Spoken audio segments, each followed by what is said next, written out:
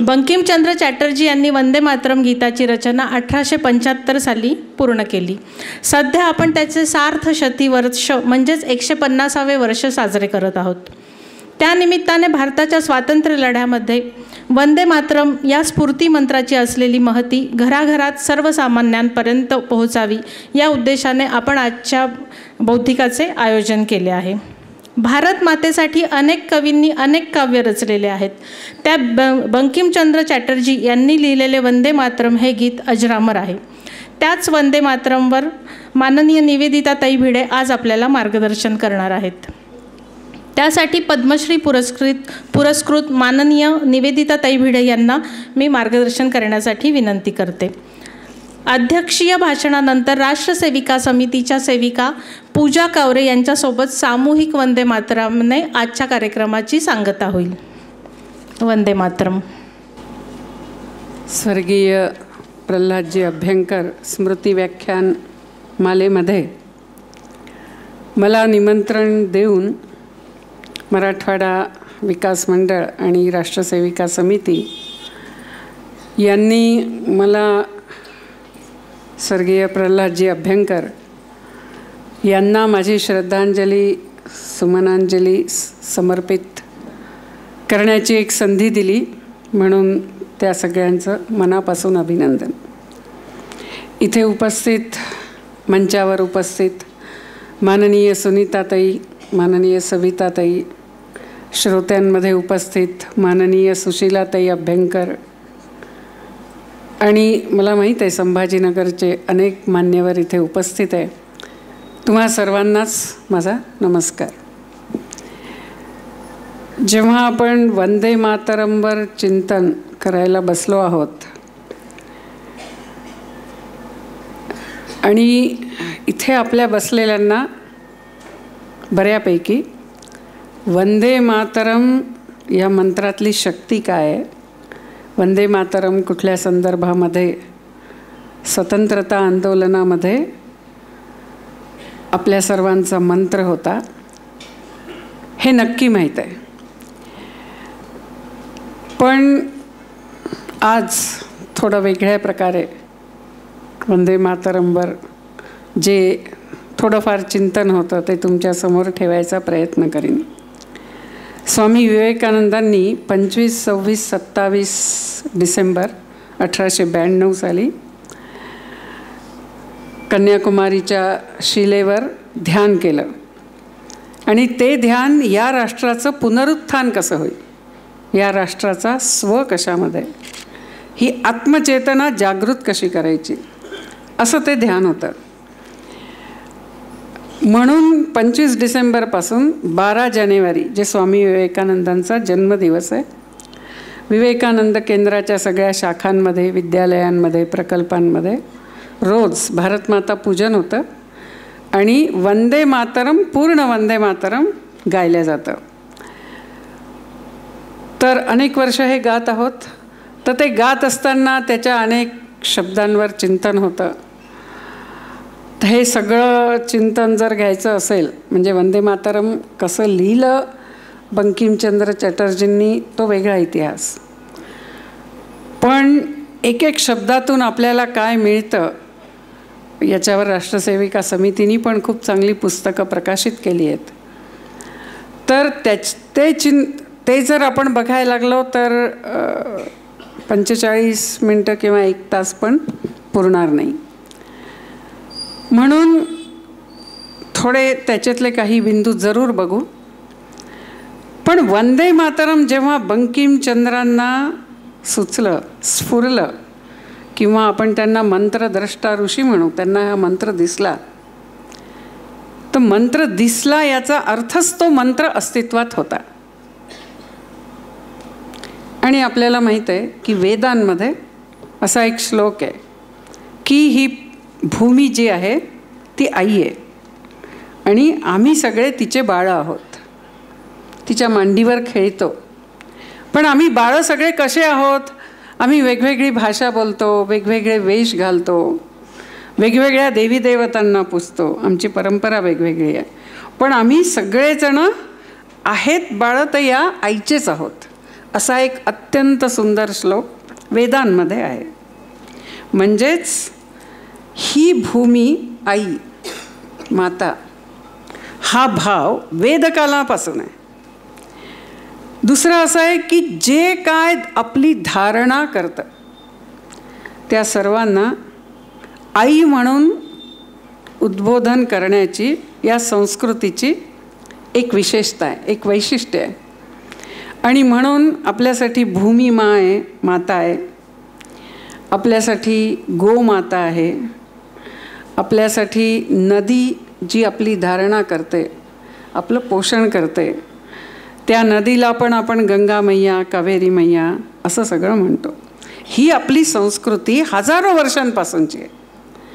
आणि अशा या भूमीमध्ये जे परकीय आक्रमण झालं, अनेक वर्ष शतके चाललं, आज त्या भूमीला त्या परकीय आक्रमणातून दूर करण्यासाठी या आईच्या लेकरांना जागृत कसं करायचं.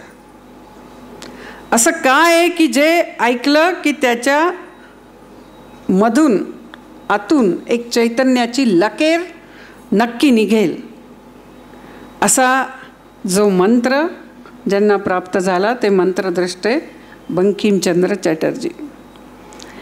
आणि त्यांनी वंदे मातरम हे गीत पण आपल्याला दिलं. आणि त्याची जी सुरुवात आहे वंदे मातरम, वेदकालापासून आपण जो आपला भाव आहे त्या भावाला इतक्या कमी शब्दांमध्ये इतकं सुंदर त्यांनी ते आपल्यापर्यंत तो मंत्र पोचवला. आणि मग आपल्याला माहीत आहे की स्वातंत्र्य काळामध्ये या मंत्राने अनेकांना एक धैर्य प्राप्त झालं, निर्भयता प्राप्त झाली. आणि स्वतंत्रता आंदोलनामध्ये सगळे तुटून पडले. अगदी छोटी छोटी मुलं, त्यांना माहीत आहे वंदे मातरम म्हटलं तर जेलमध्ये टाकतात, आणि तरीही ते वंदे मातरम म्हणायचे. आईला मी नमस्कार करतोय, आईला माझं नमन आहे, हे शब्द म्हटले तर आपल्याला तुरुंगात टाकतात. याचा अर्थच हे जे सरकार आहे हे देवबाप्पांनी पाठवलेलं सरकार नाही आहे, जे भोळेपणाने काही लोक समजत होते. तर हे अन्यायी सरकार आहे. हे सरकार आपल्याला आपल्या आईला नमस्कार करू देत नाही. अशा छोट्या छोट्या ह्याच्यातनं हे सगळं उलगडायला लागलं. मंत्राचा प्रभाव असतो. मंत्राचा अर्थच असा आहे, मननात त्रायते इति मंत्र. आणि हे जे आपलं मनन सतत सुरू झालं त्या मंत्रामुळे, त्या मननामुळे हळूहळू राष्ट्र उभारणीसाठी, राष्ट्राच्या पुनरुत्थानासाठी काय काय करावं लागेल असे अनेक लोक उभे राहिले. म्हणजे वंदे मातरम हे फक्त भौगोलिकदृष्ट्या आपण भारत मातेला वंदन करतोय असं नाही आहे. वंदे मातरम हे भारताचा जो स्व आहे ना, तो स्व प्रगटित करणारा मंत्र आहे. ही भावधारा आहे, हे फक्त भूगोल नाही आहे. आणि हा जो मंत्र आहे हा आपल्याला पण आपला स्व जागृत करणार आहे. कारण आपण सगळे जाणतो स्वातंत्र्य तर मिळालं, पण ते बाह्य स्वातंत्र्य होतं. ते फक्त राजकीय सत्ता पालटाचं स्वातंत्र्य होतं. अजूनही आपण पूर्ण स्वतंत्र झालो नाही आहे. मानसिक गुलामी अजूनही आहे. आणि म्हणून हे वंदे मातरम आपल्या जीवनात साकार करणं, याच्यावर चिंतन करणं ही आजची आवश्यकता आहे. आता याच्यावर आपलं चिंतन व्हायला पाहिजे. चिंतन जर व्हायचं असेल तर मननात त्रायते इति मंत्र. आपण वंदे मातरम कितीदा म्हणतो. हा जो पूर्ण वंदे मातरम गीत आहे ते गीत नाही आहे, ते परत या मंत्राचा अर्थ सांगणारं एक भाष्य आहे. तर हे भाष्य आपल्याला किती माहीत आहे. वंदे मातरम हा जो भाव आहे तो आपल्या कृतीमध्ये कसा येईल. हे मानसिक गुलामीपासून स्वातंत्र्य मिळवायचं असेल, आपला स्व जागृत करायचा असेल तर आजही वंदे मातरमची, त्याच्या तो मंत्र म्हणण्याची, त्याच्यावर चिंतन करण्याची आजही आवश्यकता आहे. एक एक शब्द मी काहीच घेणार आहे. अगदी म्हणजे वंदे मातरम गीत जसं सुरू होतं, पहिला शब्द आहे सुजलाम, म्हणजेच जी जलानी परिपूर्ण आहे अशी सुजलाम भूमी. ही सुजलाम भूमी ईश्वर कृपेमुळे पण आहे आणि मनुष्याच्या पुरुषार्थामुळे पण आहे. तर आपल्याला फक्त ईश्वर कृपा लक्षात राहिली आहे, मनुष्याचा पुरुषार्थ आपण विसरलो. एक सेंटर फॉर पॉलिसी स्टडीज आहे, त्यांनी काही रिसर्च करत असताना त्यांना तमिळनाडूमधल्या धर्मपुरी जिल्ह्यामध्ये काही ताडपत्र मिळाली आणि त्या ताडपत्रांमध्ये तमिळनाडूची जी जलव्यवस्था होती तिचं वर्णन आहे. आणि ती कशी होती? फक्त तमिळनाडूमध्ये 1,00,000 तलाव होते, 1,00,000, आणि सगळे तलाव एकमेकांना जोडलेले होते. म्हणजे कुठेही पाऊस जास्त झाला तर पाणी सोडून ते दुसऱ्या तलावांमध्ये यायचं, आणि अगदीच जास्त सगळीचकडे जास्त झाला तर नंतर ते तलाव आहे समुद्रामध्ये सोडायचं. पूर कधी येणार नाही, पाणी कधी कमी पडणार नाही. हा पुरुषार्थ, हा पुरुषार्थ आपण विसरलो. वंदे मातरम गातोय, पण त्याच्यामधलं सुजलाममध्ये जो या भारतातल्या लोकांचा पुरुषार्थ होता तो आपण विसरलो. आज आपले शहरं आपण कसे बांधतोय? जी जुनी सगळे तलाव आहेत ते आपण बुजवतो, तिथे नवीन हाऊसिंग कॉलनीज उभ्या करतो, आणि त्या हाऊसिंग कॉलनीजमध्ये थोडाही जरी पाऊस झाला तरी ते सगळे पाण्यात जातात. मला माहीत नाही हे संभाजीनगरमध्ये आहे की नाही, पण मी हे अनेक शहरांमध्ये बघितलं आहे. मी हे वडोदऱ्याला बघितलं आहे, मी हे गुवाहाटीला बघितलं आहे. थोडाही पाऊस झाला मग आपण म्हणतो की काय हे काय सरकारी व्यवस्था ठीक नाही आहे. अरे तुम्ही फक्त तलाव बुजवला, पण त्या तलावाचा जे कंटूर्स होते, येणारं पाणी होतं ते तर येणारच आहे पाऊस पडला की. मला एक खूप मोठे व्यक्ती आहेत, त्यांनी एक अनुभव सांगितला. ते एकदा युरोपमधून परत येत होते, भारतामध्ये येत असताना त्यांच्या बाजूला एक युरोपियन बसला होता. मग बोलता बोलता त्यांचं बोलणं सुरू झालं आणि त्यांनी सांगितलं मी वॉटर मॅनेजमेंट एक्सपर्ट आहे आणि मला तमिळनाडू सरकारनेच बोलावलं होतं. तमिळनाडू सरकारने मला बोलावलं आहे कारण हे धर्मपुरी डिस्ट्रिक्ट वगैरे इथे पाऊस कमी पडतो, पुष्कळदा दुष्काळ असतो. तर म्हणे मला तिथे बोलावलं आहे वॉटर मॅनेजमेंटचं म्हणजे ॲडवायझर म्हणून, त्यांना ॲडवाईज करायला. मग हे जे होते त्यांना हा रिसर्च माहीत होता. मग त्यांनी सगळं सांगायला त्यांना सुरुवात केली की भारतामध्ये आम्ही पाण्याची व्यवस्था कशी केली होती. मग ते सगळं ऐकल्यावर बराच वेळ त्यांचा प्रवास झाला. सगळं ऐकल्यावर ते म्हणाले ओ इट्स ओके, मी जेव्हा मद्रासला पोचीन मी त्यांना 1 सेंटेन्स ॲडवाईस देणार आहे, फॉलो युअर ट्रॅडिशनल विस्डम. हे सुजलाम आहे. आपल्याला एक एक शब्द साकार करायचा आहे. मी तुम्हाला अरुणाचलचा अनुभव सांगते. समजा मला पासीघाटला पोचायचं आहे, आता तर ब्रिजेस वगैरे झालेत. पासीघाटला पोचायचं आहे तर मी खूप मोठ्या ब्रह्मपुत्रा नदीमध्ये बसून 8 तास बसून, ठीक आहे, त्या किनाऱ्यावर म्हणजे जिथे पासीघाट आहे, एकदम पासीघाट नाही आहे, रस्ता आहे, परत 22 किलोमीटर जायचं आहे, तिथे पोचते. तिथून जेव्हा गाडीने निघते तेव्हा 21 छोटे छोटे स्ट्रीम्स आहेत, नाले आहेत, ज्याच्यावर पूल बांधलेत, आणि तिथून मी शेवटी पासीघाटला पोचते. दिवसभर प्रवास केला, जिथे कुठे उतरते, जाते, बाथरूममध्ये जाते, तिथे पाणी नाही. दिवसभर 8 तास ब्रह्मपुत्रेतनं प्रवास केला, पण तिथे पाणी नाही. ईश्वर कृपा आहे, मनुष्याचा पुरुषार्थ नाही. का? आपण वंदे मातरम विसरलो, स्व विसरलो. तो स्व जागृत करायचा. सुजलाम. आता मी एकदम शेवटचे काही शब्द, मला ते फार आवडतात. वंदे मातरममध्ये अगदी शेवटी जे आपण म्हणतो वंदे मातरम मग श्यामलाम. अच्छा, बंकिमचंद्रांनी भारत मातेला श्यामलाम का म्हटलंय? याच्यावर खूप विचार करत असताना मला रामकृष्णांचं जे हे आहे वचनामृत, त्याच्यातलं त्यांनी सांगितलेलं एक आठवलं. ते म्हणतात की कृष्ण निळ्या रंगाचा काय, म्हणजे श्यामल रंगाचा का बरं? माझी काली आई जी आहे ती श्यामल रंगाची का आहे, असं ते सांगत जातात. आणि मग नंतर ते म्हणतात कारण ती अनंत आहे.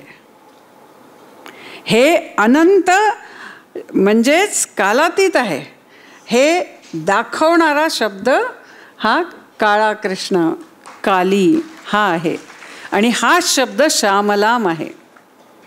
ही भूमी, ही भारत माता जी आहे ती साधारण भूमी नाही आहे. अनेक वर्षांपासून, केव्हापासून ही संस्कृती सुरू झाली, तर आपले जे संघाचे वरिष्ठ प्रचारक होते कृष्णप्पाजी, ते म्हणायचे की हा इतिहास सांगतो 5000, अजून म्हणजे कोणी तर 3000च म्हणतं, 3000, 5000, फार तर फार 10,000. ते म्हणे आपण जर आपले पुराण घेतले तर 197 कोटी वर्ष तेव्हापासून आपली संस्कृती आहे. ही श्यामलाम आहे. आता ते सिद्ध होतं नाही होत हा पुढचा विषय, पण आपली कालगणनाच अशी आहे की ती आत्ताची नाही आहे. आणि म्हणून आत्ता देशात काय होत आहे यांनी व्यथित होणार आहे आपण नाही आहे. जे शाश्वत आहे त्याला पकडून या भूमीचं परत जे पुनरुत्थान करायचं आहे ते आम्ही करू. कारण ही श्यामलाम आहे, ही अनंत आहे, हिचा मृत्यू नाही आहे. ही काही काळासाठी आलेली भूमी नाही आहे, ही आई नाही आहे, आपली माता नाही आहे, ही श्यामलाम आहे. मग त्याच्यानंतरचा शब्द, ते सारे शब्द मला खूप आवडतात. श्यामलाम मग आहे सरलाम, ही सरळ आहे. तुम्ही जितके आध्यात्मिक होता खऱ्या अर्थाने, जितके आपण दुसऱ्यांचा विचार निस्वार्थी भावाने करणारे होतो, इतके आपण सरळ होतो. याच्यामध्ये मला काय मिळेल हा हेतू नसतो. आत्ता आपण जी फिल्म बघितली माननीय प्रल्हादजी अभ्यंकरांवरची, त्याच्यामध्ये त्यांचा जो मुलगा सांगत होता तेच सांगत होता की बाबांना, आम्हाला वाटायचं, आम्ही बाबांना म्हणायचो की ते तुम्हाला फसवतात आहे. बाबा म्हणायचे नाही, पण त्याला जरुरी आहे म्हणून मी त्याला मदत करेन. मग तुम्ही म्हणाल हा भोळेपणा आहे का? भोळेपणा नाही आहे. कळतंय आपल्याला, कळतंय ते फसवतात आहे, पण आपले लोक आहेत. आणि म्हणून आज ते असे असतील पण तरीही मी त्यांच्याशी सरळपणेच वागेन. स्वामी विवेकानंदांना एकदा त्यांच्या शिष्येनी विचारलं, जोसेफाईन मॅक्लिऑड, की स्वामीजी आम्ही तुमच्यासाठी काय करू? स्वामीजी म्हणाले, love India as she is. Bharat जसा आहे तसा त्याच्यावर प्रेम करा. मला तुमच्याकडनं एक शब्द असा ऐकायचा नाही आहे की भारतातले लोक खूप भांडकुदळ आहेत, ते खोटं बोलतात, ते असं करतात. नाही, तुम्हाला खरंच माझ्यासाठी काही करायचं असेल, लव इंडिया ॲज शी इज. ही सरलता घेऊन आपल्याला आपल्या लोकांवर प्रेम करून कार्य करायचं आहे. हे कठीण आहे. आपण सगळे संघटनेतले ऑलमोस्ट इथे बसलेले लोक आहे, आपल्याला माहीत आहे की हे खूप कठीण आहे. आपण एके ठिकाणी काम करायला लागतो आणि थोडंफार मागे पुढे होतं. मला कोणीतरी काहीतरी म्हणतं, मी म्हणते ठीक आहे करा, तुम्हाला करायचं ते. मी आली कशासाठी आहे? मी जेव्हा म्हणते मी संघटनेची कार्यकर्ती आहे, तर माझं काम करण्याचं हे दुसऱ्यांवर अवलंबितच नाही आहे. हे डायरेक्ट कनेक्शन आहे, मी आणि माझा देश आणि माझ्या देशातले लोक. मला काय मिळेल म्हणून मी करेन, हे कॅल्क्युलेशनच नाही आहे. सरलाम. सुस्मिताम. सुस्मिताम म्हणजे सतत प्रसन्न. ही आपल्या देशाची विशेषता आहे. काही वर्षांपूर्वी कन्याकुमारीला लंडनच्या 2 शिक्षिका आल्या होत्या आणि त्या भारताचे, मी त्यांना अनुभव विचारत होती, त्याही सांगत होत्या. मग मी त्यांना म्हटलं, oh but your countries are so develop ना, असं मी एक वाक्य टाकलं त्यांना काय म्हणायचं आहे ते जाणून घेण्यासाठी. तर त्या म्हणाल्या, it's okay but unfortunately we have developed but we have lost the smile in our life. आमचा विकास तर झाला, पण आमच्या जीवनातलं हास्य गेलं. आणि मग त्या बोलता बोलता म्हणाल्या, आम्हाला भारतात काय आवडतं माहिती आहे? आम्हाला तुम्ही लोक जे हसता ना ते आवडतं. मी म्हटलं म्हणजे काय, तुम्ही नाही हसत? नाही म्हणे, आम्ही तर प्लॅस्टिक स्माईल देतो, करतो आणि जातो. म्हणे आमचे डोळे हसत नाही, आमचं शरीर हसत नाही. तुम्ही लोक हसता तर तुमचं पूर्ण शरीर हसतं. तर नंतर मी त्यांच्याशी हे बोलणं झाल्यावर मी गेली होती आसाममध्ये. खटखटी एक जागा आहे दिमापूरच्या जवळ, आणि तिथे एक वृद्ध बाई आल्या होत्या. त्या असंच काहीतरी भाजी विकायला यायच्या, आणि आपला कार्यकर्ता त्यांना मग काही मदत करायचा. मग मी त्यांच्याशी बोलायला लागली. त्यांचा मुलगा आणि सून तरुण दोघंही मृत्यू झाला, आणि त्यांची मुलं छोटी छोटी, आणि यांना मुलगाच मुळी खूप उशिरा झालेला, त्याच्यामुळे या खूप म्हाताऱ्या. पण त्यांच्या चेहऱ्यावरचं जे हास्य होतं ना, मी म्हटलं त्या 2 शिक्षकांनी जर यांचं हास्य बघितलं असतं तर त्या तर फ्लॅटच झाल्या असत्या. मग मी त्यांना म्हटलं की तुम्हाला वाईट नाही, तुम्ही कसं करताय, तुम्ही तुमच्या नातवंडांना कसं वाढवताय? तर त्या म्हणे जोपर्यंत माझ्याच्याने होईन मी करीन, मग ईश्वर बघेल. म्हणे मी जंगलात जाते, जंगलामध्ये अशी खायची बरीच पानं असतात, पत्ता तिथे जंगलामध्ये असे मिळतात. मग म्हणे ते मी घेऊन येते, मग मी अशी जाऊन लोकांना विकते, मग ते मला तांदूळ वगैरे काहीतरी देतात, ते जाऊन मी माझ्या नातवंडांना हे करते. मग मी म्हटलं तुम्हाला असं वाईट नाही वाटत की देवाने तुम्हाला काय दिलं, म्हणजे इतकं दुर्दैव का केलं, इतकं दुर्दैव का तुमच्या जीवनात आलं? तर त्या म्हणे नाही, देवाने जे दिलं दिलं, मला जे करायचं आहे मी करणार, असं म्हणून त्या परत हसल्या.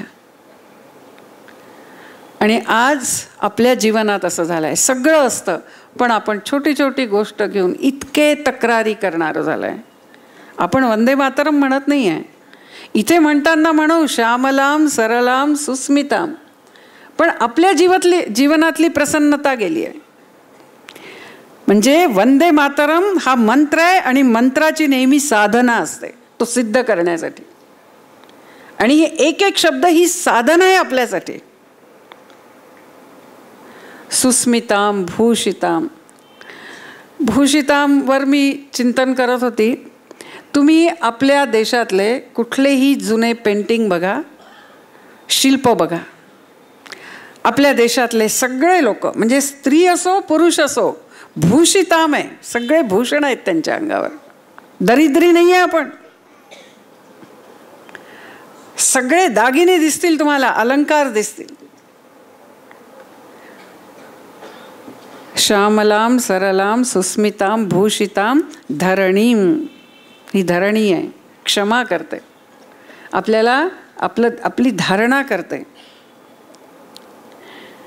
असा एक एक शब्द, मग भरणीम, असा एक एक शब्दावर आपण चिंतन करत गेलो तर आपल्या लक्षात येतं की खरंच ही जी भारत मातेची ही जी ओळख आहे, ती भारत माता म्हणजे कोण? तिकडे चित्रात असलेली भारत माता नाही आहे. आपल्या जीवनात ती ओळख आली पाहिजे, आपलं जीवन तसं पाहिजे. आणि हा आपल्या सगळ्यांसमोर म्हणजे खूप मोठा चॅलेंज आहे. वंदे मातरम घोष देणं सोपं आहे, वंदे मातरमवर जसं मी भाषण करते भाषण करणं सोपं आहे, पण वंदे मातरम जगणं, हा मंत्र जीवनात सिद्ध करणं, ही आपल्या सगळ्यांची साधना असायला पाहिजे. मग आपण जेव्हा म्हणतो वंदे मातरम, हे या भूमीचं स्वत्व आहे, स्व आहे, तो जागृत करायचा आहे. इथे अजून एका शब्दाचा उल्लेख केला आहे विषयामध्ये की भारताची प्राणशक्ती. तर भारताची प्राणशक्ती काय आहे? तर भारताचा स्व आहे. भारताचा स्व काय आहे? स्वामी विवेकानंदांनी एका शब्दात उत्तर दिलं, धर्म आहे. धर्मच या राष्ट्राचा प्राण आहे. आपला धर्म जगा, धर्माचं रक्षण करा, तरच या राष्ट्राचं रक्षण होणार आहे. आज तो धर्म आपण किती समजतोय? ही जी प्राणशक्ती आहे या देशाची, ती समजून येणाऱ्या पिढीला किती पास ऑन करतोय. आज चांगल्या चांगल्या घरांमध्ये मुलांना अशा गोष्टी सांगणं म्हणजे काय? बॅकवर्डनेस. आम्ही फॉरवर्ड आहोत. आम्ही मुलांना स्वातंत्र्य देतो. त्यांना जे शिकायचं आहे शिका, जे वाचायचं आहे वाचा, जे करायचं आहे करा. हे स्वातंत्र्य नाही आहे. आपण आपल्या मुलांना स्वच्छंदी बनवतोय. आपण आपल्या मुलांना विवेक जागृत न करता, ज्ञान न देता आपण त्यांना जगात ढकलून दिलाय असं बोलून. आणि मग आपल्याला हे सगळं जे लव जिहाद वगैरे आत्ता झालंय ना, हे सगळं होत आहे. तर धर्म काय आहे, धर्माचा अर्थ आपण सांगत नाही आहे. धर्म या राष्ट्राची प्राणशक्ती आहे. आणि त्या धर्माचा जो एक मंत्र आहे तो म्हणजे वंदे मातरम आहे. मी नाही, माझी आई, म्हणजेच माझा देश, माझा समाज. आणि त्यासाठी मी तन मन धनाने काम करीन. हे व्हायला पाहिजे. अच्छा, या भारताचा स्वजागृत करायचा म्हणजे या भारताची काय ओळख होती. मी आत्ता परवाच युवक कार्यकर्त्यांशी बोलत असताना त्यांना एक संदर्भ देत होती. मॅक्स मुलर जे होते ते जेव्हा ब्रिटनमधले ऑफिसर्स किंवा जे कोणी इव्हन क्लर्क होणार आहेत भारतामध्ये येणार त्याच्या आधी ते त्यांना भाषण द्यायचे, भारताबद्दल सेन्सिटायझेशन करायला. आजच्या भाषेत ते त्यांना भाषण द्यायचे. हे इंटरनेटवर उपलब्ध आहे. What India can teach us, max Mueller.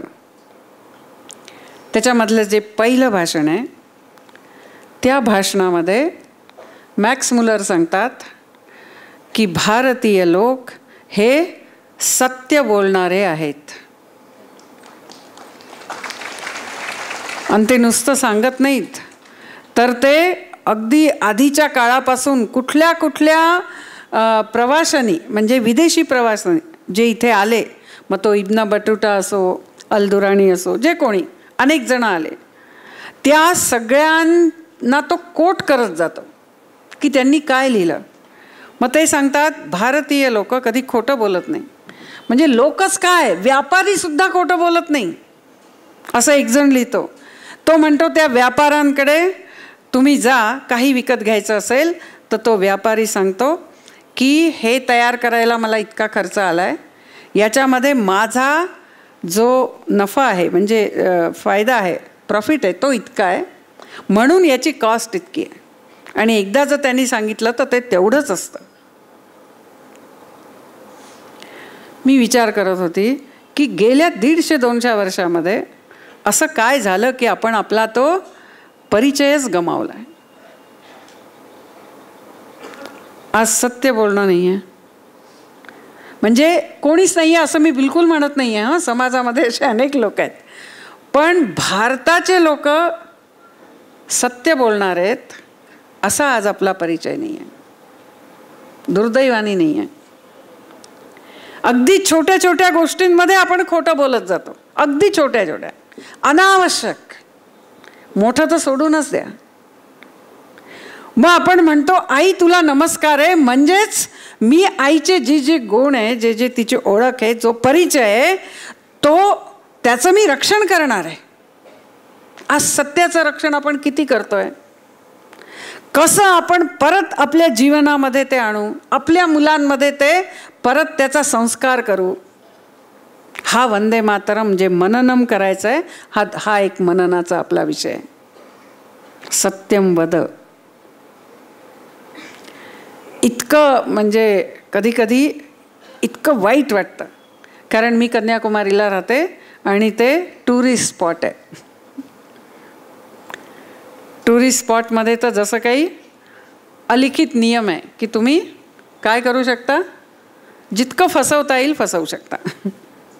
हे दुर्दैव आहे. मग एका कॉस्टने विकायचं, थोडा विदेशी दिसला तर लगेच त्याची किंमत बदलून जाते. का करतो आपण असं? आपली जी राष्ट्रभक्ती आहे, वंदे मातरम म्हणतो म्हणजेच जी राष्ट्रभक्ती आहे, ती राष्ट्रभक्ती प्रत्येक कृतीत दिसली पाहिजे. ही भारत मातेची ओळख परत प्रतिष्ठित केली पाहिजे. आणि मग फक्त आपणच नाही तर पूर्ण विश्व म्हणेल वंदे मातरम. हे कार्य आपल्याला करायचं आहे. पण आज ते सत्य नाही. मुलांना सांगतो, आजकाल हे जे येतात ना सोशल मीडियामध्ये, एक व्हिडिओ आला होता, कोणी मला पाठवला, की 10 गोष्टी ज्या मुलांना शिकवल्याच पाहिजे. मग मी वाचत होती तर त्याच्यामध्ये एक जी आली ती बघून तर मी तो व्हिडिओ बंदच करून टाकला. त्याच्यामध्ये असं होतं की कोणी तुम्हाला मदत मागितली, ठीक आहे, तर तुम्ही त्याला प्रश्न विचारा, I will help you, but what is it, what is in it for me, यातून मला काय मिळेल. हे असे आपण कधी झालो. आजही भारताचं आतिथ्य लोक मानतात, अगदी विदेशी सुद्धा मानतात. पण कुठेतरी आपण आपला स्व झाकोळलाय. आज सत्य आपला स्वभाव नाही. धर्माचा जो पहिला अंग आहे ना ते सत्य आहे. म्हणून सत्यम वद. मी वंदे मातरमची उपासना 4 याच्यामध्ये जे आपले ऋषी सांगायचे ना तीच थोडी मांडणार आहे. एक आहे सत्यम वद, दुसरं आहे धर्मम चर, म्हणजेच धर्माचं आचरण कर. सत्य बोल, धर्माचं आचरण कर. धर्म म्हणजे कर्तव्य, धर्म म्हणजे आत्मीयतेनी व्यवहार सगळ्यांशी, धर्म म्हणजे त्याग. तर जेव्हा आपण म्हणतो की कर्तव्य निभवायचं आहे, आज फॉर्च्युनेटली आपल्या देशामध्ये अजूनही आपण कुटुंबाप्रतीचं कर्तव्य निभावतो, पण तेही कुटुंबही छोटं छोटं होत चाललं. पण आपल्या समाजाप्रती, आपल्या राष्ट्राप्रती जे कर्तव्य आहे त्यासाठी काही झालं तरी आठवड्यातून माझे 2 तास, जास्त नाही 2 तास, काहीही अपेक्षा न करता मी देशासाठी देईन. थोडंसं धन मी देशासाठी देईन, चांगल्या कामासाठी देईन. माझी ऊर्जा राष्ट्राच्या प्रतिष्ठेसाठी असेल, हे माझं कर्तव्य आहे. आणि आपणच आपल्या देशाची थट्टा करतो. मी आत्ता नेदरलँडला गेली होती. आम्ही काही जण होतो. चर्चा सुरू होती. ती चर्चा अमेरिकेवर आली की अमेरिकेमध्ये आज बरेच गरीब आहेत, होमलेस आहेत. म्हणजे जवळजवळ 40 मिलियन म्हणजे 4 करोड लोक असे आहेत की ज्यांना पुढचं जेवण कुठून येईल माहीत नाही. ड्रग ॲडिक्शन आहे. ते सगळे असे असे असे असे रस्त्याने जातात. तर असं सुरू होतं, म्हणजे गरिबी वाढली आहे. तर लगेच एकाने कॉमेंट केली, ओ जशी भारतात आहे तशी. म्हणजे लगेच तिथे भारत आणायची आवश्यकता काय. आपण म्हणायला वंदे मातरम किती म्हणू, पण प्रत्येक वेळी भारताला हीन दाखवत राहिलो तर वंदे मातरम शब्दाचा अर्थ काय. जसं मी लोकांना विचारते, तुम्ही नदीत जाऊन तुम्ही नदीची पूजा करता, ठीक आहे, आई म्हणता. ज्या प्लॅस्टिकमध्ये आपण फुलं घेऊन गेलो तिथे पूजा करायची, ते प्लॅस्टिक तिथेच फेकून परत यायचं. हे म्हणजे मी आईला नमस्कार करते आणि एक प्लॅस्टिक तिच्या चेहऱ्यावर मारते आणि चालली जाते. हे असं आहे. आपली संवेदनशीलता कुठे गेली. आई आई या शब्दामध्येच भावना अशी आहे की ती संवेदनशीलता जागृत करते. खरंच मला माझा देश माझी आई वाटते का, की तिची प्रतिष्ठा मी प्रत्येक ठिकाणी ठेवीन. लगेच त्यांनी असं म्हटलं आणि मला इतकं वाईट वाटलं. मग मी त्यांना लगेच दुसरं सांगितलं. मी म्हटलं, हे पहा, भारतात गरीब असतील, पण मला अमेरिकेतल्याच एका व्यक्तींनी सांगितलं की अमेरिकेतला गरीब हा गरीब असतो, ठीक आहे. भारतातला गरीब हा कोणाचा तरी मुलगा असतो, कोणाचा तरी भाचा असतो, कोणाचा तरी छोटा भाऊ असतो. म्हणजे काय, त्याला फॉल बॅक सिस्टीम्स आहेत, त्याला मदत करणारं कोणी आहे. आणि म्हणून भारतातला गरीब हा गुन्हेगारच असतो असं समीकरण भारतात नाही, जे अमेरिकेत आहे. पण आज आपल्याला या अनेक गोष्टी माहीत नाही आणि म्हणून ही एक फॅशन झाली आहे. नाही काय आहे ना, आम्ही जे आहे ते वास्तविकता बोलतो. अरे माझी आई, माझ्या आईची काही असेल समस्या, पण आपण रस्त्यावर जाऊन तर बोलत नाही ना. आणि आज जी काय भारत मातेची स्थिती आहे ती आपल्या कर्मदारिद्र्यामुळे, आणि आपण दोष आईला देतोय. तर धर्ममचर या राष्ट्राप्रतीचं कर्तव्य, तिच्याबद्दल मान, सन्मान, आदर. तुम्ही अनेक उदाहरणं ऐकले असतील, पण एक मी प्रत्यक्ष अनुभवलेलं एक जपानीचं उदाहरण सांगते की कुठेही आपल्या देशाबद्दल एक शब्द कमी पडू देणार नाही. कन्याकुमारीला खूप वर्षांपूर्वी, म्हणजे जेव्हा हे मोबाईल आणि डिजिटल कॅमेरा आले नव्हते तेव्हा, एक जपानीज आला होता आणि तो म्हणाला माझ्याकडे जपानचा लेटेस्ट कॅमेरा आहे. आणि आधीच आम्ही अशी चर्चा करत होतो की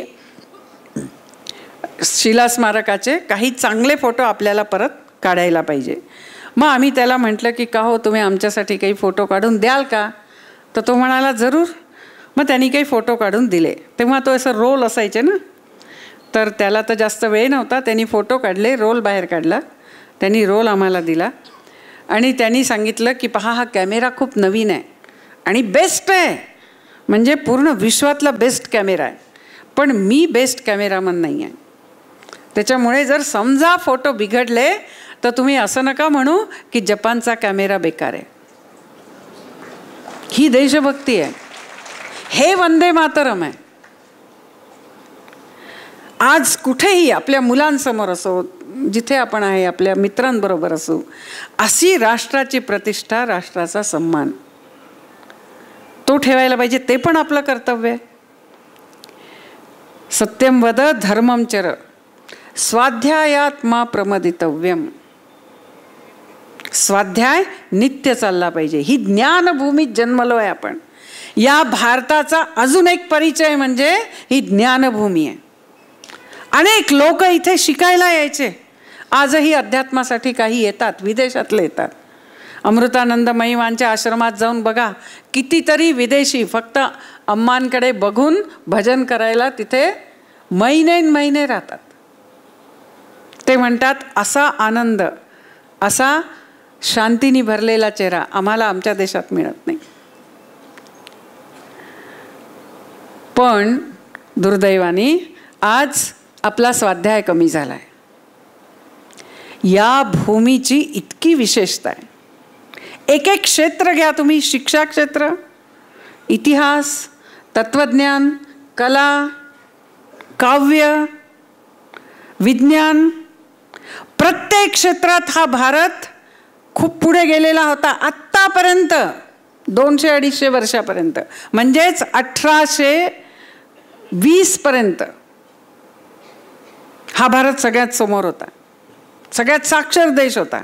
आपल्याला माहीत नाही. ब्रिटिशांनी या देशाला खरंच काय केलं आहे याचं आपण अध्ययन नाही केलं आहे. एक एक या देशातला एक एक ग्रंथ घ्या, काय मार्गदर्शन होतं. मी परत, म्हणजे आता हे दुर्दैव आहे, पण आता मी म्हणजे आपण स्वाध्यायात कसे कमी पडतो सांगते. मी एक इथे युनायटेड कॉन्शियसनेस म्हणून एक संघटन आहे. C20च्या वेळी माझी त्यांच्याशी ओळख झाली आणि त्यांनी एक इंटरनॅशनल कॉन्फरन्स इथे उज्जैनला घेतली होती. मी त्याच्यासाठी गेली होती. योगावर होती आणि योगावर वेगवेगळे विषय घेऊन पेपर प्रेझेंट करायचे होते. भारतातलेही अनेक जण आले होते. असं नाही की आपल्या लोकांना माहीत नाही, ते अभ्यास करत नाही, पण मेहनत करून दुसऱ्यांसमोर विषय ठेवणं हा स्वभाव नाही. आणि तिथे एक आले होते, एक योगाचा अभ्यास करणारे युरोपचे. काय पेपर प्रेझेंट केला त्यांनी, पतंजलीचा एक एक सूत्र घेऊन. आपण कुठलाही एक ग्रंथ धरा, त्याचा सतत अध्ययन करा, सतत, संपलं की परत रोज थोड्या वेळ, तरच आपल्याला हळूहळू आपल्या ऋषींची जी मानसिकता आहे, जो भाव आहे, जे बुद्धी सामर्थ्य आहे, ज्यामुळे त्यांनी या राष्ट्राची भावधारा सतत प्रवाहित ठेवली, जे तप आहे, जे त्यांच्या शब्दांमध्ये आहे, ते आपल्याला प्राप्त होईल. पण हे सतत अध्ययन करावं लागेल. असं अध्ययन आवश्यक आहे, पण आपण करत नाही. असं कुठलं पुस्तक आहे असं प्रत्येक भारतीय सांगू शकला पाहिजे की माझा जीवनाचा अध्ययनाचा ग्रंथ रामायण आहे, माझा महाभारत आहे, माझं पातंजल योगशास्त्र आहे, माझा भागवत आहे.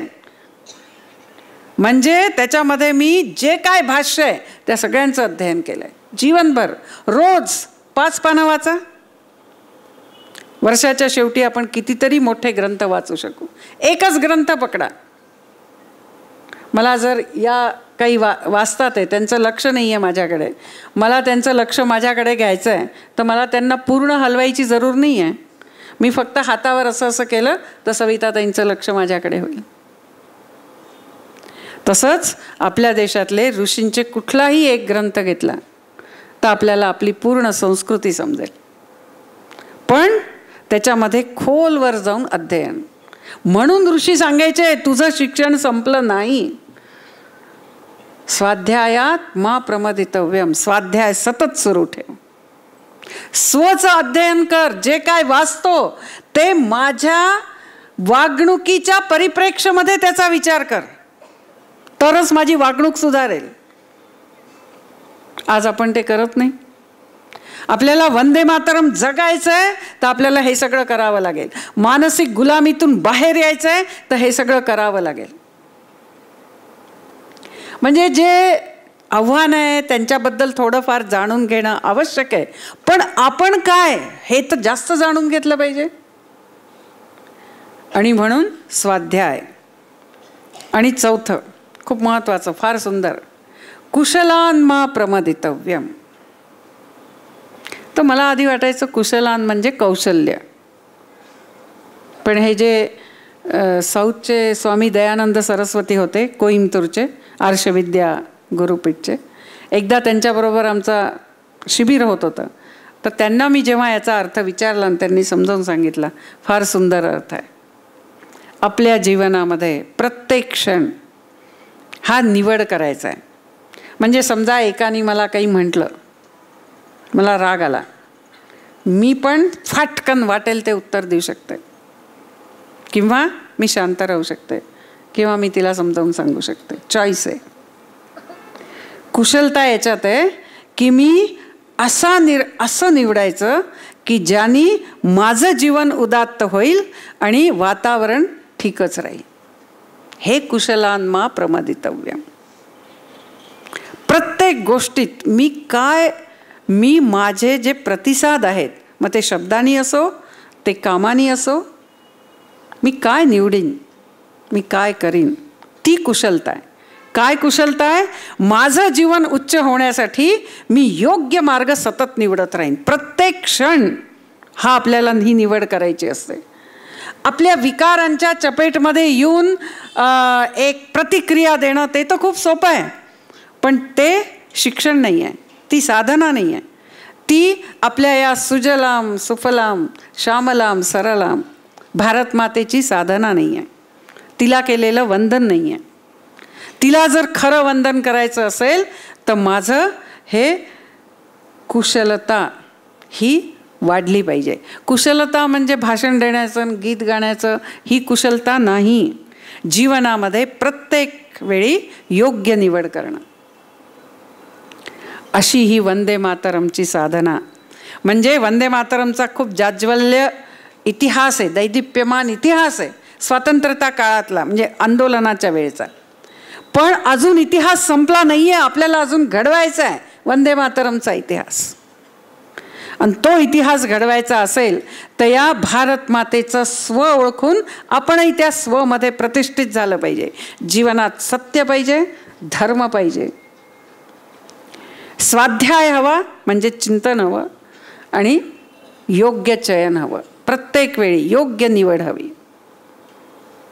अशी वंदे मातरमची उपासना जर आपण केली तर या राष्ट्राची जी प्राणशक्ती आहे ती इतकी व्हायब्रंट होईल, इतकी चैतन्यमय होईल की पूर्ण विश्वाला जे मार्गदर्शन करायचं आहे ते हे राष्ट्र करू शकेल.